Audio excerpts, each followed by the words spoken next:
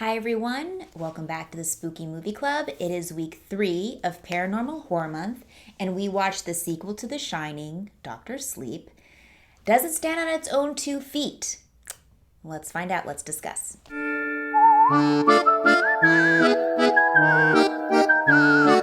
Alright, before we get into my 3 things, as always, we need to read the back of the box. If you don't like that for some reason, if that you find that boring or something, you could skip ahead to next week's spooky movie or the discussion. I'll leave those timestamps below in the description box. But we're going to read the back of the box. Doctor Sleep. I was right in my assessment that this is the evil lady. She is the villain. There is nothing on the back of this box. Okay. Still scarred by the trauma he endured as a child at the Overlook Hotel, Dan Torrance faces the ghosts of the past when he meets Abra, a courageous teen who desperately needs his help and who possesses a powerful extrasensory ability called the Shine. That's it. That's it's kind of all you really need to know. It's just about Dan Torrance, and we go back to the Overlook Hotel and that's it. Although Abra, is it supposed to be like abracadabra? Is that the connection is that stupid? I kind of think that's maybe what they were going for. Oh no, how tragic. We watched a theatrical version, which is 2.5 hours long. The director's cut is 3 hours long. I don't know. I can't remember the last time I watched a 3-hour movie. I don't think I could do it, honestly. I didn't fall asleep. I know there was, I didn't fall asleep at all. I stayed awake the whole time, so go me. So this movie was directed and written by Mike Flanagan, and it's supposed to be the adaptation of Stephen King's novel Doctor Sleep, which is the follow-up to The Shining, but also it is supposed to be a sequel to Stanley Kubrick's The Shining movie, and it's well known that The Shining movie is completely different from the book. They kind of don't really go together. So it was very interesting to see how this would play those two parts. Yeah, so let's get into my 3 things. All right, so the first thing I want to discuss is the acting. Ewan McGregor was obviously fabulous. The girl who plays Abra was really great. Even Jacob Tremblay, he had the smallest part of the smallest parts, but he sells you on a child getting gruesomely murdered. I didn't think they were going to show that, but they really go for it. There's blood, there's screams. I found that quite disturbing, but Jacob Tremblay is a very good actor, and I believed it was so believable. And all those people were great. I had issues, though, with Rosie with the hat, magician lady. I thought she was just kind of, I don't know, maybe trying too hard to be like sinister, witchy, magic lady. I also didn't love the actors. I can't really say I didn't love the actors. I just didn't like their interpretation of Jack and Wendy Torrance. Like the girl who's supposed to play Wendy Torrance, she was really trying to do Shelley Duvall's like accent, and it was just came off as like if I was trying to do Shelley Duvall's accent. It just wasn't, it didn't really, I don't know, I didn't like that. And even when the guy who was in Haunting of Hill House, I don't remember his name, but he plays Jack Torrance, and he was kind of trying to do the accent, and it was just like, why? Why do you have to try to do it at all? Why can't you just act as if you were Wendy Torrance? How would you play Wendy Torrance?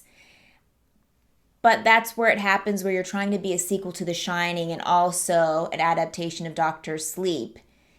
I guess he felt they had to do those, kind of embody those characters from The Shining, Stanley Kubrick's The Shining, and I don't know, it just didn't jive with me.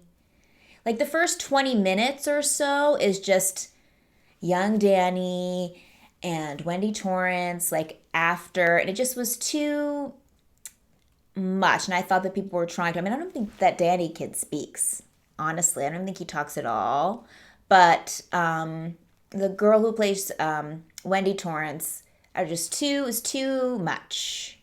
They were trying too hard. I would have rathered if they tried to just embody those characters how they saw it rather than trying to be Shelley Duvall, who was playing Wendy Torrance in The Shining. Rump Roast agrees with me, so that just sums it up. The second thing I want to talk about is probably the biggest what kind of moment is like these steam vampires, these people who suck the lives out of little children. Like, weird to also be a sequel to The Shining. I made a joke that this was like the sequel to Hocus Pocus we never got because they get the cancer and they suck the lives of the little children into their bodies and they grow younger. Same premise.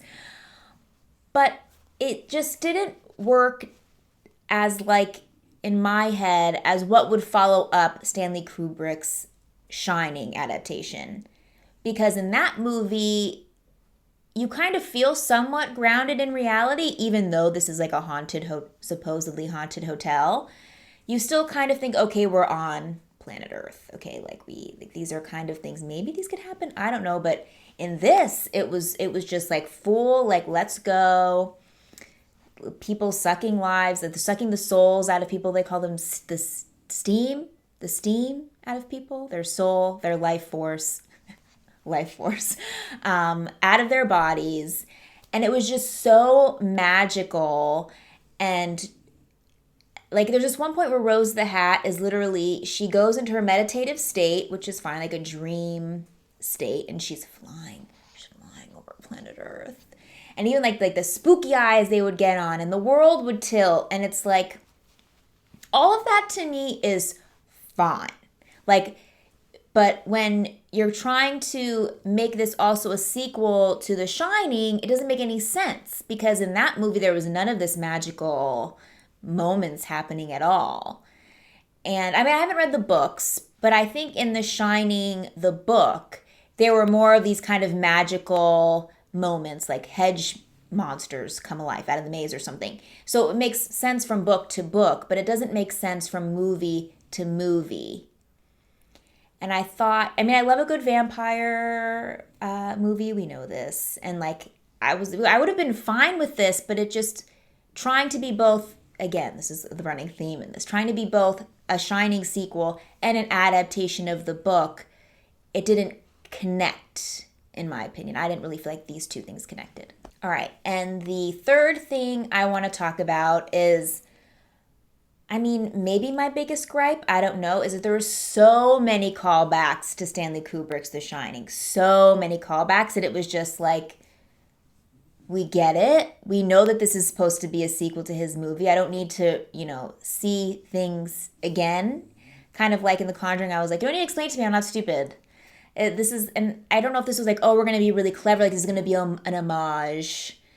Like especially when you get back to the Overlook, when they drive there, the Rose the Hat lady is walking up the steps with her like jazz hands, like Jack. It's like, okay, we get it. Or like how Ewan gets like axed in the femoral artery, so he has a limp and he's now possessed by the spirits of the hotel and he's running around with axe just like Jack.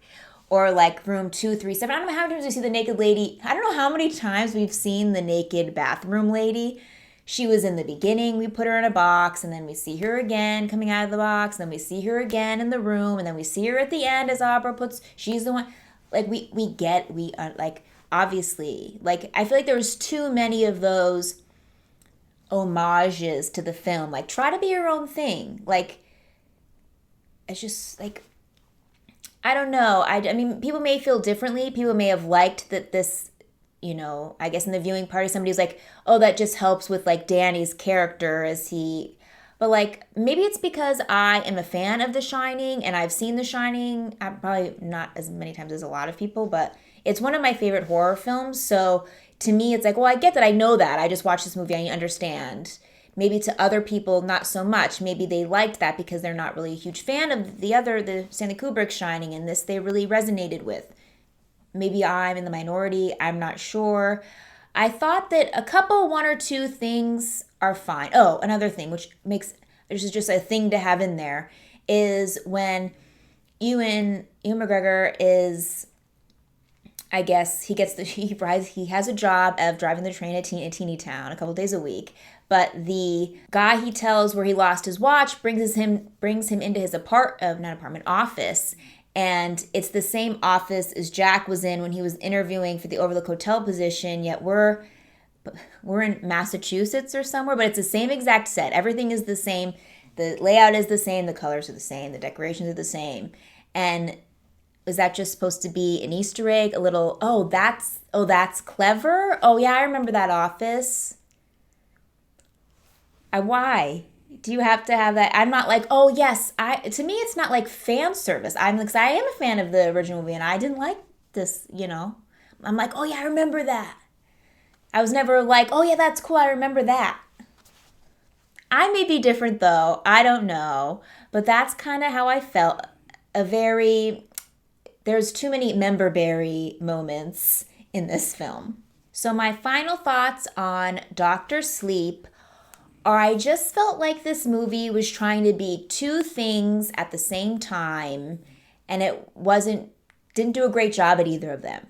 Like I said, it was supposed to be a sequel to Stanley Kubrick's The Shining, but also an adaptation of the book Doctor Sleep. And I don't think those two things worked well together because they're very different. You had something that was too magical, something that felt more grounded in reality. And I don't think, maybe it is possible, I don't think he did a good job at weaving those two things together.